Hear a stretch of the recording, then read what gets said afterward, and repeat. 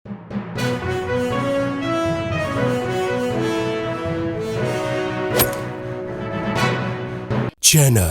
इमाम असर दावत इंसानियत। औज़ुबिल्लाहि मिनश्शैतानिर्रजीम बिस्मिल्लाहिर्रहमानिर्रहीम इन्नल्लाह व मलाइकतहु यसल्लूना अलन नबी या अय्युहल्लज़ीना आमनू सल्लु अलैहि व सल्लिमू तस्लीमा अल्लाहुम्मा सल्लि अला मुहम्मद व आलि मुहम्मद। प्यारे नाज़रीन, आप तमामी हज़रात की खिदमत में मौलवी अब्बास अली खोई का सलाम। जैसे कि इससे पहले भी हमने अर्ज़ किया था कि ये जो तरबियत औलाद के नाम से जो हमने चैनल शुरू किया है, ये बेसिकली बच्चों के लिए है, ख़ासकर ऐसे बच्चों के लिए जो अपने पेरेंट्स के साथ ऐसी जगह रहते हैं या पेरेंट्स से दूर रहते हैं, जहाँ पे कोई दीनी तालीम का कोई सिलसिला नहीं है, मदरसे का कोई सिलसिला नहीं है, उन तक इस्लाम की बेसिक इन्फॉर्मेशंस मिल जाएं। और इसी के साथ हम गुजारिश करते हैं कि अगर आपने अभी तक इस चैनल को सब्सक्राइब नहीं किया तो ज़रूर सब्सक्राइब कर लें और बेल आइकन को भी दबा दें, ताकि आइंदा जो भी हमारे प्रोग्राम नशर होंगे वो आप तक बराह रास्त पहुँच जाएंगे इंशाअल्लाह। और इसको आगे बढ़ाने की कोशिश करिएगा, अपने पूरे कॉन्टेक्स्ट में उसको ज़रूर भेजिएगा। हो सकता है कि आपकी इस कोशिश की वजह से किसी ऐसे बच्चे तक वो लेसन्स पहुंच जाए जो वहाँ उसे मैसर नहीं है। अज़ीज़, बग़ैर किसी तमहीद के अब हम अपने टॉपिक की तरफ आते हैं। उसूल दीन हम लोगों ने गुफ्तगू की थी कि क्या है, उसके बाद फ़ुरूअ दीन का सिलसिला चालू हुआ। फ़ुरूअ दीन में सबसे पहले अव्वल है नमाज। पिछली बार भी मैंने बताया था कि नमाज की अहमियत क्या है, जिसके लिए कहा गया कि अगर नमाज कबूल हो गई तो इंसान के सारे अमाल कबूल हो जाएंगे, और अगर नमाज रद्द हो गई तो सब कुछ बेकार हो जाएगा। तो अजीज़ों, हम अपने अहले बैत अतहार को भी देखें, कैद खानों में रहा करते थे और हर वक्त नमाज की हालत में रहते थे, हत्ता कि इमाम हुसैन ने आखिरी सजदा करके बता दिया कि नमाज की अहमियत क्या है। मौलाए कायनात ने सजदे के आलम में ज़रबत को बर्दाश्त किया। तो अज़ान मोहतरम, कहने का मकसद ये कि नमाज ज़रूरी है। ज़रूरी नहीं बल्कि बहुत ज़्यादा ज़रूरी ये भी है कि उसको अव्वल वक्त जो है ना अदा किया जाए।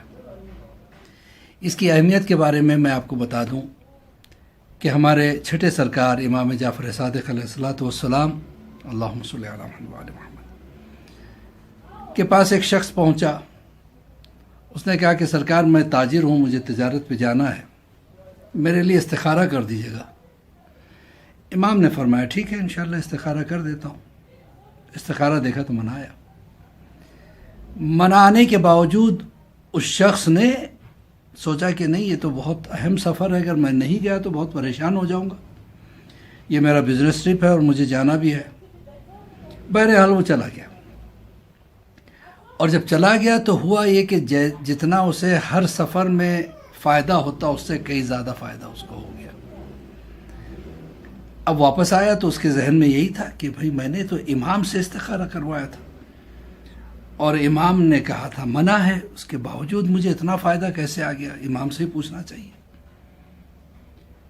छठे इमाम के पास पहुंचा। उसने कहा कि सरकार, एक गुजारिश लेके आया हूँ, एक चीज़ मुझे बहुत परेशान कर रही है, आप ही इसको जो है ना सुलझा सकते हैं, मुझे मेरी मुश्किल को दूर कर सकते हैं। कहा हाँ हाँ बताओ क्या बात है। कहा मैं सफ़र पे जाने से पहले आपसे इस्तिखारा दिखवाया था। कहा हाँ मुझे पता है तुमने इस्तिखारा दिखवाया था और ये मना भी आया था। कहा हाँ सरकार, यही तो परेशानी है, इस्तिखारा मना आने के बावजूद मैंने सफ़र किया और मुझे इतना फ़ायदा हुआ इस सफ़र में जो आम तौर से दूसरे दिनों में नहीं होता था।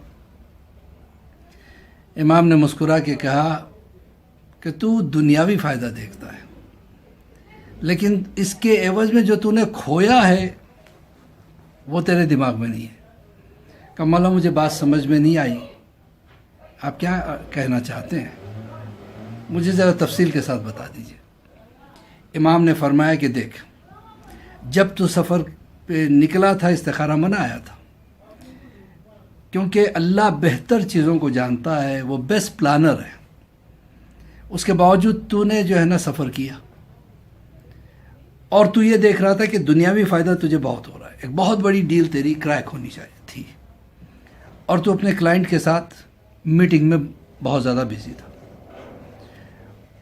تیرے میں ایک عادت تھی، وہ یہ ہے کہ تو ہر وقت نماز اول وقت پڑھتا تھا، لیکن یہ میٹنگ میں تو اتنا مصروف تھا، تجھے بار بار خیال آ رہا تھا کہ اس وقت نماز کا وقت آ گیا، مجھے نماز پڑھنا چاہیے۔ نتیجہ یہ ہوا کہ پھر تو نے سوچا میں تھوڑی دیر کے بعد نماز پڑھ لیتا ہوں، بہت اہم میٹنگ چل رہی ہے، اور وہ میٹنگ چلتی رہی، یہاں تک کہ تو اتنا مصروف ہو گیا، کیونکہ اکثر کیا ہوتا ہے، جو انسان اول وقت نماز پڑھنے کا عادی ہوتا ہے نا، وہ اگر اپنا اول وقت نماز نہ پڑھے کسی وجہ سے، خدا نہ خواستہ، تو بعد میں اسے یاد نہیں رہتا کہ اس نے نماز پڑھی یا نہیں پڑھی۔ نتیجہ یہ ہوا کہ تو بھول گیا کہ تو نے نماز پڑھی یا نہ پڑھی، اور بعد میں تجھے خیال آیا کہ آہا میری نماز قضا ہو گئی۔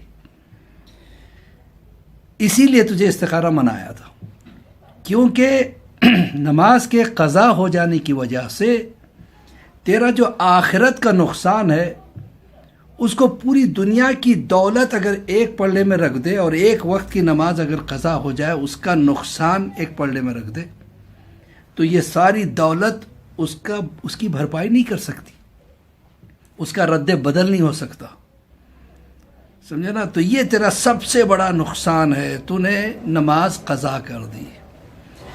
تو عزیزان محترم، اسی لیے استخارہ اس کو منا رہا تھا۔ تو امام نے فرمایا کہ دیکھو، دنیاوی چیزوں کو جو ہے نا، کبھی کبھی ہم اتنے مصروف ہو جاتے ہیں کہ ہمارے ہاتھوں سے نماز قضا ہو جاتی ہے۔ دوسرے اہم بات ایک اور میں آپ کو عرض کر دوں، نماز بیسیکلی بہترین چیز ہے۔ کسی سائنٹسٹ نے کہا تھا کہ اگر میرا بس چلے تو میں پوری کائنات میں نماز کو رائج کر دوں۔ کہ کیوں؟ کہ اس لیے کہ آدمی یا تو کھڑا رہتا ہے، یا بیٹھتا ہے، یا لیٹتا ہے۔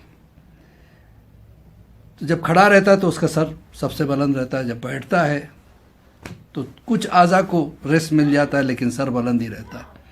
لیٹتا ہے تو سر پیروں کے برابر ہو جاتا ہے، لیکن کبھی سر کو یعنی جسم سے نیچے کرنے کا ایک ہی موقع ہے، وہ ہے سجدہ۔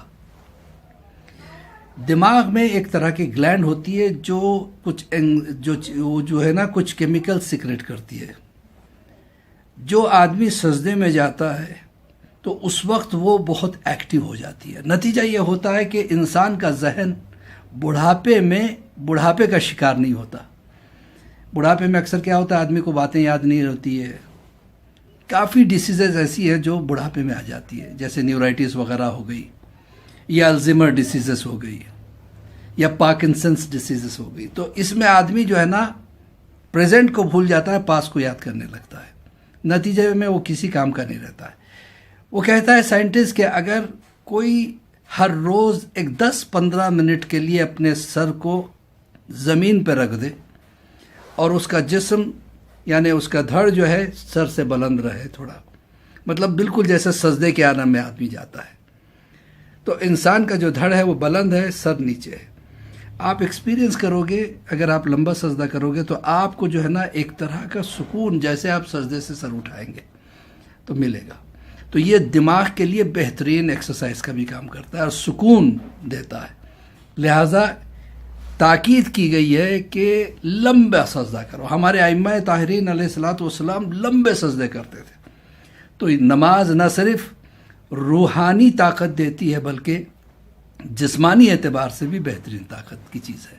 لہٰذا اسے میرے بچوں کبھی نہ چھوڑنا، نماز قضا نہ کرنا، اس لیے کہ ہم اپنی نماز نہ پڑھیں گے تو ہمیں کیسے یقین ہو جائے کہ ہماری نمازیں کوئی اور پڑھ سکتا ہے۔